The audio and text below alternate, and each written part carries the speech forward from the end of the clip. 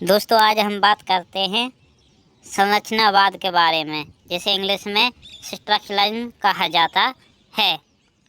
परीक्षा में मुख्य तौर पर पूछा जाता है क्योंकि जो मनोविज्ञान के विकास के जो 5 स्कूल हैं उनमें से सबसे पहला है संरचनावाद।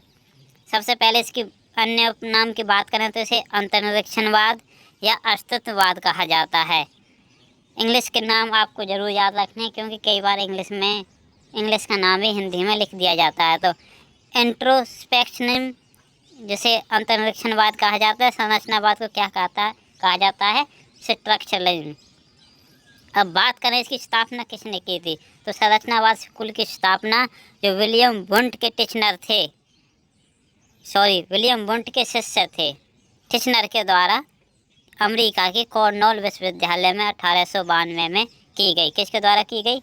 टिचनर के द्वारा। कहाँ की गई? अमेरिका के कॉर्नेल विश्वविद्यालय, कॉर्नेल यूनिवर्सिटी में 1892 में की। उम्मीद करता हूँ यहाँ तक आपका बिल्कुल कंप्लीट हो गया होगा। पूछा जाए संरचनावाद की स्थापना किसने की? टिचनर ने की। कब की? 1892 में की। कहाँ की? कॉर्नेल विश्वविद्यालय में की। लेकिन पूछा सिर्फ यही जाता है कि संरचनावाद के संस्थापक कौन थे, तो टिचनर किसके शिष्य थे? विलियम वुंट के। तीसरा पॉइंट आता है, इनके अनुसार मनोविज्ञान की विषय वस्तु क्या है? चेतन अनुभूति, जिसे इंग्लिश में कॉन्शियस एक्सपीरियंस कहा जाता है, चेतन अनुभूति। अगला पॉइंट आपसे जो पूछा जाएगा वो है कि टिचनर के अनुसार चेतना के कितने तत्व हैं? तो कितने तत्व हैं चेतना के? 3 तत्व हैं। कौन कौन से हैं? संवेदना, सेंसेशन। सेकंड है भाव या अनुराग, फीलिंग्स और अफेक्शन। थर्ड है प्रतिमा या प्रतिबिंब। ये क्या है?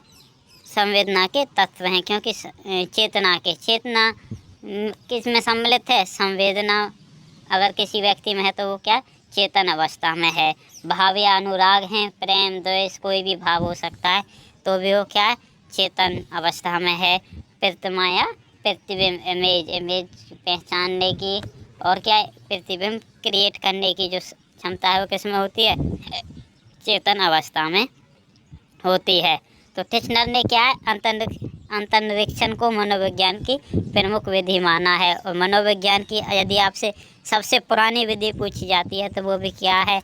अंतर्निरीक्षण विधि है। ये दोनों बात आपको बहुत पॉइंट से याद रखनी है। सबसे ज़्यादा आपको क्या याद रखना मैं फिर से बता देता हूँ। वैसे तो सारा ही याद रखना है, लेकिन फिर भी मोस्टली आपको याद रखना है। सबसे पहले संरचनावाद स्कूल की स्थापना किसने की? टिचनर ने की, ये याद रखना है। दूसरा, मनोविज्ञान की सबसे पुरानी विधि कौन सी है?